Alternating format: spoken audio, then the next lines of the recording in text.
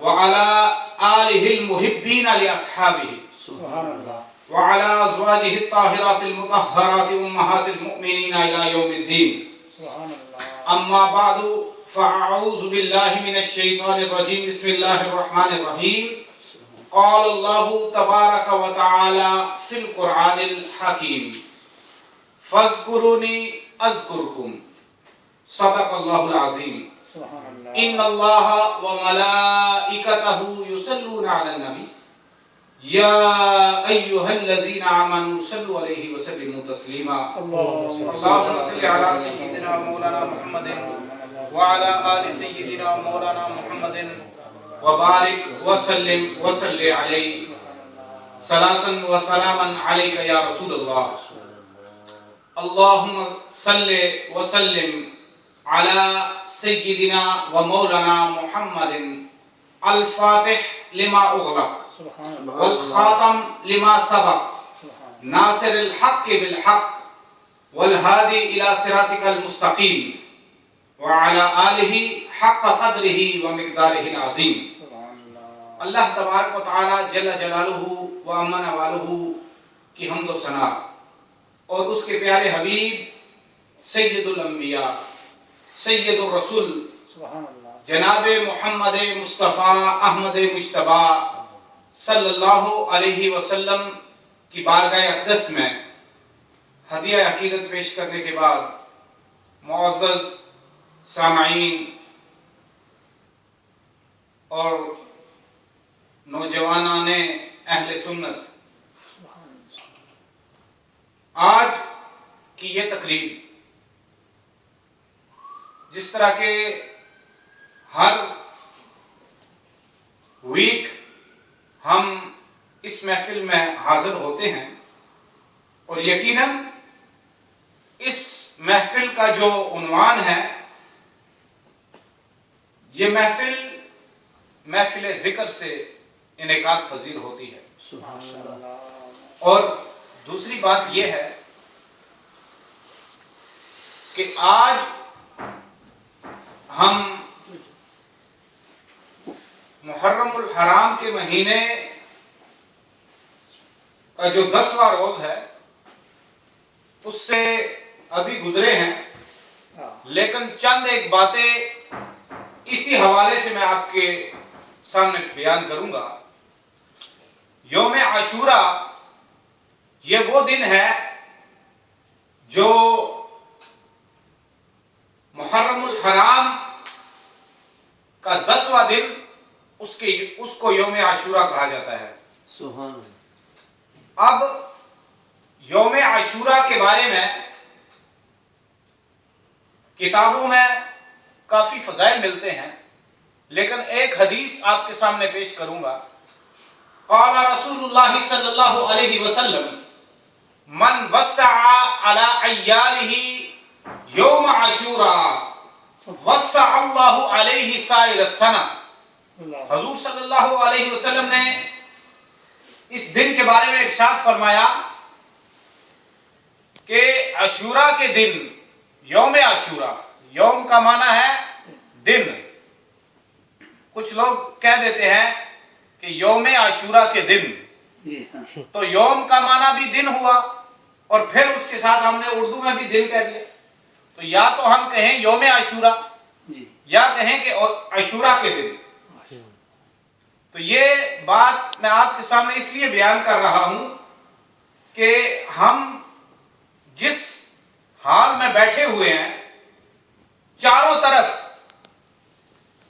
قرآن و حدیث کا علم لگا ہوا ہے. آپ دیکھیں کہ یہ حال، یہ مکمل حدیث کی کتابیں لگی ہوئی ہیں. اور ابھی یہ نہیں کہ یہ سب حدیث کی کتابیں یہی ہیں، نہیں، ابھی حدیث کا میدان وہ اس سے کئی گنا بڑھ کے، لیکن یہ ایک عظیم ذخیرہ ہے کہ حضرت عالمی مبلغ اسلام قبلہ پیر سید معروف حسین شاہ صاحب عارف قادری نوشاہی زیدہ مجدہ، آپ نے یہ ذخیرہ، یہ کلیکشن جمع کی ہے. اور یقیناً یہ ایک ایسی کلیکشن ہے کہ مجھے نہیں لگتا کہ یورپ میں اس طرح کی کوئی کلیکشن موجود ہو، کیونکہ کیونکہ یہ کتابیں جو ہمیں نظر آ رہی ہیں حدیث کے میدان میں، ساتھ والا حال وہ تفسیر کا میدان ہے، پھر اوپر تاریخ اور پھر لغت اور پھر بلاغت، صرف نہ تمام فنون کی معتبر کتابیں اس لائبریری میں شامل ہیں۔ تو میں نے یہ سمجھا کہ ایسی عظیم الشان لائبریری میں بیٹھ کے اگر ہم میں ہی سے کوئی آدمی کل کہہ دے کہ یوم عاشورہ کے دن، تو پھر اس لائبریری میں بیٹھنے کا کوئی فائدہ تو نہیں ہوا۔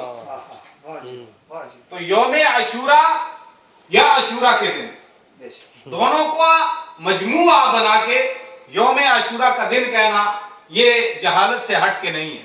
بہرحال حضور صلی اللہ علیہ وسلم نے فرمایا کہ عاشورہ کے دن 10 محرم الحرام کو جو آدمی اپنے اہل و عیال پہ رزق میں وسعت کرتا ہے، وسعت کرتا ہے، فراخی کرتا ہے، وسع اللہ علیہ سائر السنہ، تو اللہ تبارک و تعالی سال بھر میں اس پہ فراخی کر دیتا ہے۔ سبحان اللہ۔ تو آج تو 10 محرم گزر گیا، لیکن سامعین سے یہ گزارش ہے کہ اس حدیث کو آپ یاد کر لیں کہ حضور صلی اللہ علیہ وسلم نے اپنی مقدس اور مبارک زبان سے یہ ارشاد فرمایا کہ 10 محرم کو جو اپنے اہل و عیال پہ خرچ کرنے میں وسعت اور فراخی کرتا ہے، اللہ تبارک و تعالیٰ اس پہ پورے سال میں فراخی کر دیتا ہے۔ سبحان اللہ۔ اب سامعین کرام، یہ محفل ذکر ہے، میں نے وہی آیت پڑھی جو بارہا دفعہ آپ نے سنی ہوگی، فَاذْكُرُونِي أَذْكُرْكُمْ۔ اللہ جل جلالہ کا ارشاد ہے کہ اے انسان تو مجھے یاد کر، فَاذْكُرُونِي، یہ امر ہے، یہ ایسی بات نہیں کہ اللہ تبارک و تعالی ہمیں گنجائش دے رہا ہے کہ اگر تمہارا جی چاہے تو مجھے یاد کر لو، نہیں، یہ امر ہے، فَاذْكُرُونِي أَذْكُرْكُمْ، تم مجھے یاد کرو، اس کا صلہ تمہیں کیا ملے گا؟ اذکرکم، تمہیں یاد کرو۔ سبحان اللہ۔ اب دیکھیے دنیا میں عجیب عجیب خیال کے لوگ رہتے ہیں۔ کبھی کچھ لوگ پوچھتے ہیں کہ یہ بتاؤ کہ ابھی تم اہل بیت کی محفل سے آئے ہو، ابھی گھر آئے ہو، اور ابھی پھر تم اہل بیت کی محفل میں جا رہے ہو، کیا دن کیا رات، ہفتہ اتوار، پورے ہفتے میں دن رات ہر جگہ اہل بیت کی محفلیں ہو رہی ہیں، تمہارا کوئی اور کام ہی نہیں ہے۔ کچھ لوگ کہہ سکتے ہیں، کہتے بھی ہیں کہ تم ابھی محفل سے آئے ہو، حاجی صاحب پورا دن آج مسجد میں انتظام کرتے رہے، اب وہاں سے آئے اور پھر یہاں پہ آ گئے۔ تو کوئی آدمی پوچھ سکتا ہے کہ یہ اہل بیت کی محفلوں میں کیوں بار بار جا رہے ہو، کیا ایک بار کافی نہیں؟ تو بات صرف یہ ہے کہ اللہ تبارک و تعالیٰ نے فرمایا فَاذْكُرُونِي أَذْكُرْكُمْ، تم مجھے یاد کرو میں تمہیں یاد کروں گا۔ اور حدیث میں اس آیات کی تفسیر اگر کی جائے تو حضور صلی اللہ علیہ وسلم نے اس آیت کی تفسیر یوں فرمائی کہ جو آدمی جس انداز میں اللہ تعالیٰ کو یاد کرتا ہے، اللہ تبارک و تعالیٰ اس سے کئی گنا بڑھ کر اس آدمی کو یاد کرتا ہے۔ اور اہل بیت کے جتنے بھی افراد تھے وہ دن رات اللہ تعالیٰ کے ذکر میں مشغول رہتے تھے، اور جو ذکر حضرت امام حسین رضی اللہ تعالیٰ عنہ نے کیا وہ بھی انوکھا۔ کہ آج ہم نے علامہ صاحب کی تقریر سنی، علامہ صاحب تقریر کر رہے تھے کہ جب بھی کوئی اہل بیت کا فرد شہید ہوتا تو حضرت امام حسین کے منہ سے کیا نکلتا؟ اللہ اکبر، اللہ اکبر، انا للہ و انا الیہ راجعون۔ تو اللہ تبارک و تعالی قرآن میں یہ فرماتا ہے کہ میں تمہیں آزماؤں گا، میں تمہیں آزماؤں گا، جانوں سے، مال سے، دولت سے، ہر چیز سے، صحت سے آزماؤں گا۔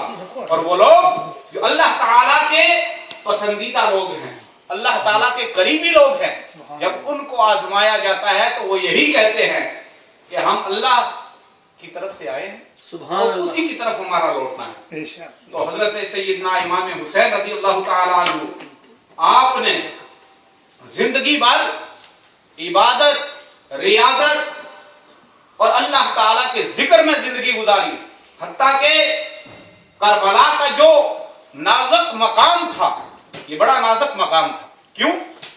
अगर किसी के घर में बीमारी दाखिल हो जाती है, उसके बच्चे बीमार हो जाते हैं, उसके बहन भाई अगर बीमार हो जाएं, उसके अजीजों कारब बीमार हो जाएं, उसके साथी और दोस्त बीमार हो जाएं, परेशान होता है नहीं होता?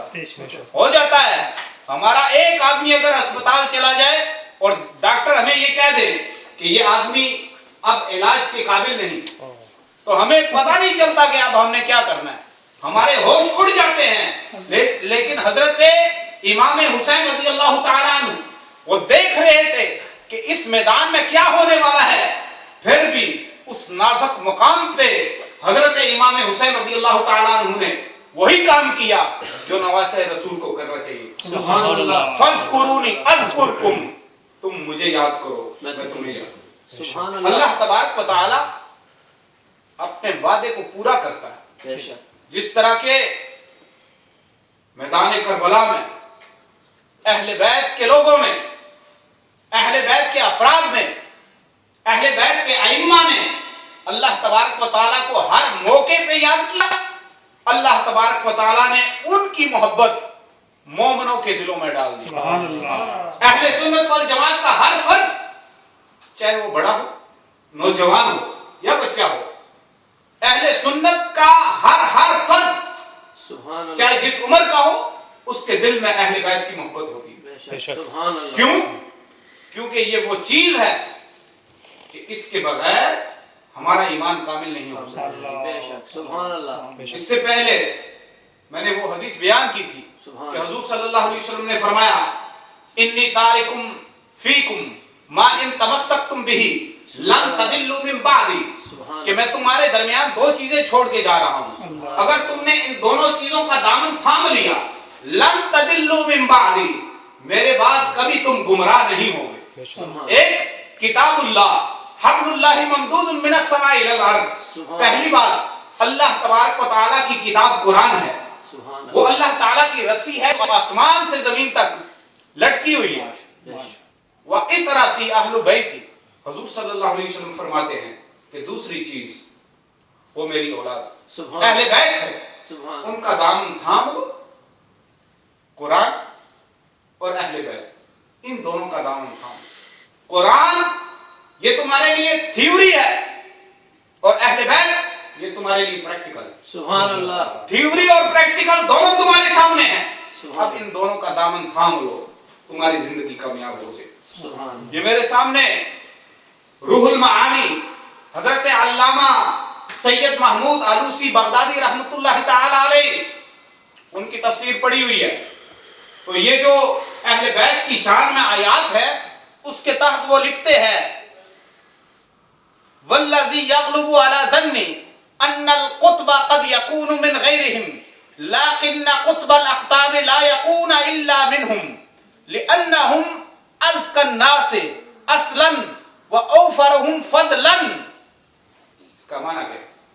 माना ये है कि वो आयत जिसमें अहले बैत की शान अल्लाह ताला ने बयान की, अल्लामा सैयद महमूद आलूसी बगदादी रहमतुल्लाह ताला अलैह अपनी तफसीर रूहुल मानी में उस आयत की तफसीर करके वो कहते हैं कि जो बात मेरी समझ में आई वो ये है कि जो कुतब होता है वो कभी अहले बैत के अलावा भी हो सकता है, अहले बैत के अलावा किसी और खानदान से कुतब हो सकता है, लेकिन फरमाते हैं कि कुतुबुल अक़ताब से होता है, अहले बैत से होता है। सुभान अल्लाह। लिअन्नहुम अज़कन नास, क्योंकि अहले बैत ये वो घराना है कि जिसको अल्लाह ताला ने पाक कर दिया। अब इनसे ज्यादा कोई पाक नहीं, अल्लाह ताला ने इस घराने को पाक किया।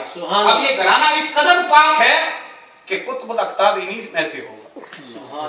फरमाते हैं कि कुतुबुल अक़ताब हजरत शहंशाह बगदाद सैयदना अब्दुल कादिर जिलानी रज़ियल्लाहु ताला अन्हु वो कुतुबुल अक़ताब है, उनको अल्लाह तबारक व तआला ने जो शान दे दी कि उनको ऐलान करना पड़ा, अफलत शुमूसुल अव्वलीना व शम्सुना अबदन अलल उफुकिल उला ला तगरम।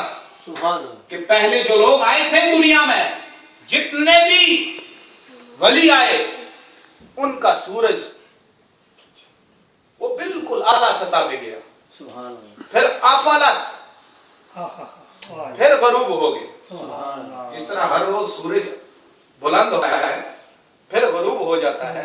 شہنشاہ بغداد فرماتے ہیں کہ سب کے سورج لیکن غروب ہو گئے، ہمارا سورج وہ ہے کہ جس کو اللہ تبارک و تعالیٰ نے وہ شان عطا کر دی ہے کہ کبھی غروب نہیں ہوگا. سبحان اللہ. اور یہی وجہ کہ غوثیت کبریٰ حضرت شہنشاہ بغداد رضی اللہ تعالیٰ عنہ آپ کے پاس آ کے یہ فیض ملا، حضور صلی اللہ علیہ وسلم سے چلا، حضرت علی المرتضیٰ اور پھر اہل بیت کے جتنے بھی افراد ہیں ان سے گزرتا گزرتا حضرت امام حسن عسکری اور پھر حضرت امام حسن عسکری سے حضرت شہنشاہ بغداد کو یہ خرعہ، سبحان اللہ، یہ خلافت دی گئی اور شہنشاہ بغداد نے یہ اعلان کیا. اللہ تبارک و تعالی ہماری حاضری کو قبول و منظور فرمائے. آمین. ہماری آج کی گفتگو کا نتیجہ یہ ہے کہ اللہ تعالیٰ نے ہمیں حکم دیا کہ مجھے یاد کرو. مجھے تم یاد کرو گے اس سے کئی گنا بڑھ کے میں تمہیں یاد کروں. حضرت امام حسین نے کربلا میں مثال قائم کی، اللہ تبارک و تعالیٰ کے ذکر کی مثال قائم کی، اور اسی وجہ سے آج دنیا کے کونے کونے میں چاہے دن ہو چاہے رات ہو، چاہے کوئی بھی شہر ہو یا کوئی بھی علاقہ ہو، ہر جگہ پہ محبان اہل بیت کا ذکر کر رہے ہیں. بات یہی ہے کہ اہل بیت یہ وہ لوگ ہیں جو حضور صلی اللہ علیہ وسلم کی قرابت رکھتے ہیں. ان لوگوں نے وہ حضور صلی اللہ علیہ وسلم کا قرب حاصل کیا اور اللہ تبارک و تعالی کا ذکر اس انداز میں کیا کہ اللہ تبارک و تعالی نے ان کے ذکر کو قبول کیا اور ان کے نام کو قیامت تک بلند فرما دیا. اللہ تبارک و تعالی ہماری حاضری کو قبول و منظور فرمائے. وما علینا الا